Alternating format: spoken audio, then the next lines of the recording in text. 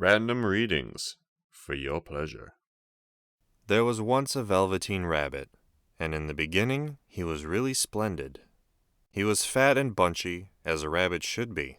His coat was spotted brown and white. He had real thread whiskers, and his ears were lined with pink sateen. On Christmas morning, when he sat wedged in the top of the boy's stocking, with a sprig of holly between his paws, the effect was charming. There were other things in the stocking, nuts and oranges and a toy engine, and the chocolate almonds and a clockwork mouse. But the rabbit was quite the best of all.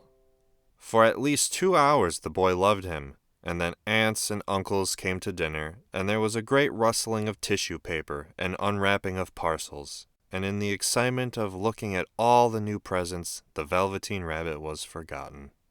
For a long time he lived in the toy cupboard, or on the nursery floor, and no one thought very much about him.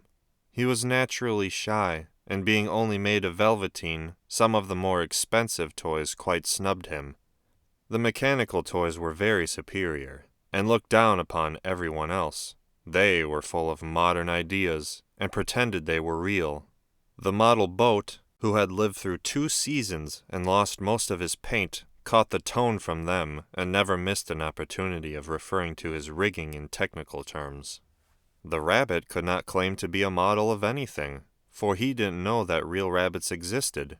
He thought they were all stuffed with sawdust, like himself, and he understood that sawdust was quite out of date and should never be mentioned in modern circles. Even Timothy, the jointed wooden lion, who was made by the disabled soldiers and should have had broader views, put on airs and pretended he was connected with government.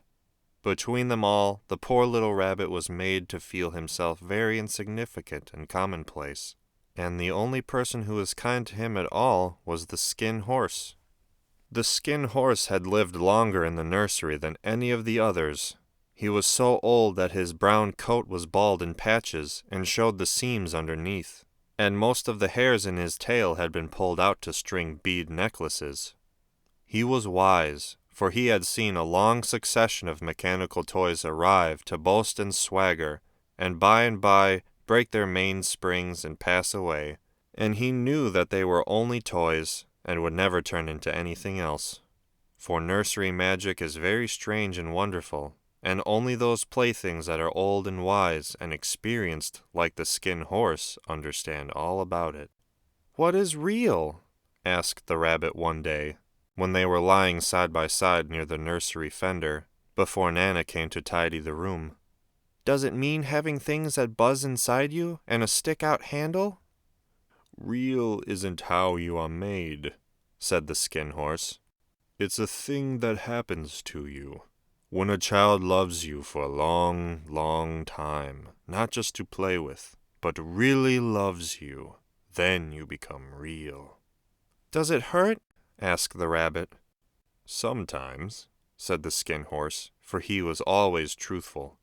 "When you are real, you don't mind being hurt." "Does it happen all at once, like being wound up?" he asked. "Or bit by bit?" "It doesn't happen all at once," said the Skin Horse. "You become. It takes a long time.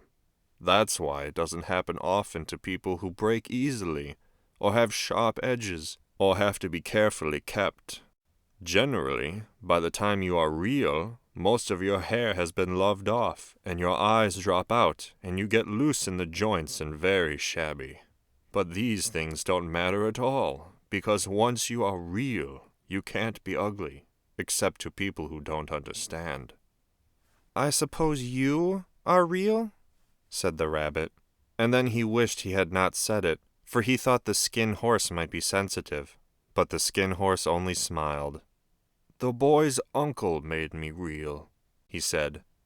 "That was a great many years ago, but once you are real, you cannot become unreal again. It lasts for always." The rabbit sighed. He thought it would be a long time before this magic called real happened to him. He longed to become real, to know what it felt like, and yet the idea of growing shabby and losing his eyes and whiskers was rather sad. He wished he could become it without these uncomfortable things happening to him. There was a person called Nana who ruled the nursery. Sometimes she took no notice of the playthings lying about, and sometimes, for no reason whatever, she went swooping about like a great wind and hustled them away in cupboards. She called this tidying up, and all the playthings hated it, especially the tin ones. The rabbit didn't mind it so much, for wherever he was thrown, he came down soft. One evening, when the boy was going to bed, he couldn't find the china dog that had always slept with him.